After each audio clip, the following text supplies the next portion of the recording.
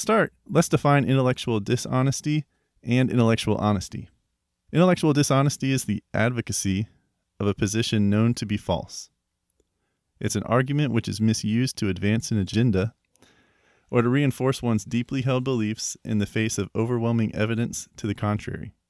Intellectual honesty is the thinking that you will not allow your beliefs regarding alternative opinions to alter your pursuit of the truth.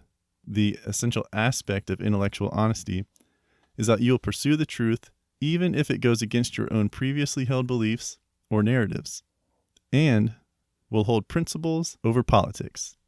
Intellectual honesty and intellectual dishonesty begin at the same point, with cognitive diversity. Now, cognitive diversity is just a fancy way or another way of saying people that think differently. So the question that needs to be asked is, how do two concepts that share the same origin become polar opposites?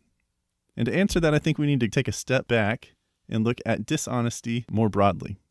First question, why would someone be dishonest? I think there are three main reasons why someone would be dishonest.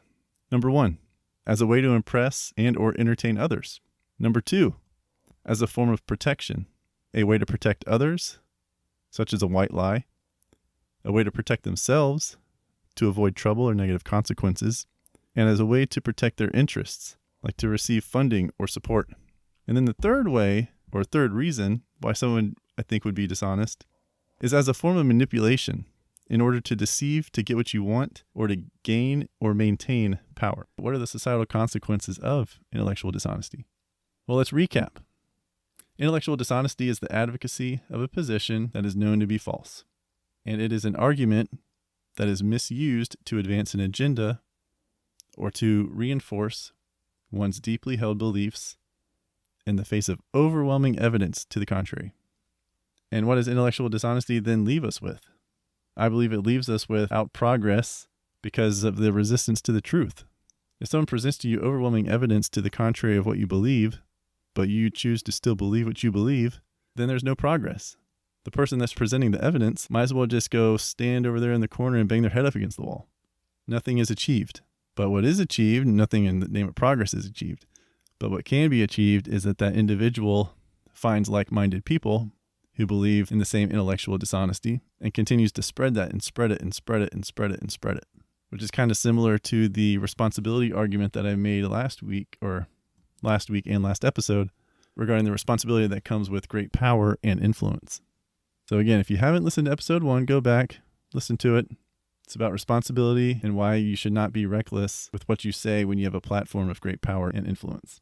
Intellectual dishonesty only benefits one side, whereas intellectual honesty, which is the pursuit of truth, benefits both sides. Maybe, obviously, it won't benefit each side as much as the person who is proven wrong would like because they're sacrificing their belief, but there's middle ground there. So what's this call to action, intellectual dishonesty, intellectual honesty? The call to action is to be more intellectually honest. They need to be an independent thinker. Don't be a sheep. Someone tells you something, it's okay to ask questions, do your own research. But so many of us in today's day and age with social media, we just want to fire off boom, boom, boom, boom, boom. And we don't take time to think. Why think when you can like or retweet? Why think when you can share? But if it's important enough, show that responsibility and do some research. Educate yourself. I don't see any harm that comes from education.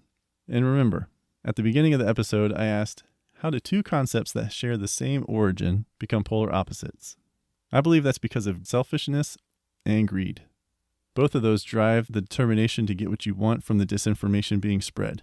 But when someone comes to you to give you truth, don't be obstinate.